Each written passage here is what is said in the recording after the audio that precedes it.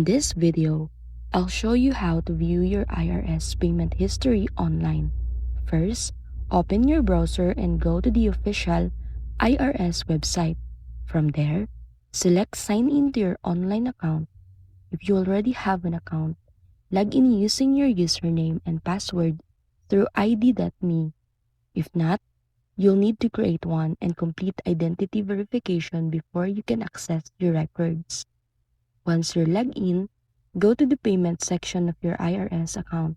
Here, you'll see a list of recent payments, including the payment date, amount, and payment method. You can also view whether the payment is pending or already processed.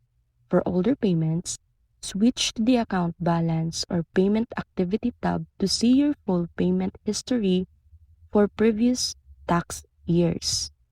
If you paid using Direct Pay, EFTPS, or a debit or credit card, those payments should appear once they are posted. Always download or screenshot your payment history for your records, especially if you need proof for disputes, audits, or future reference.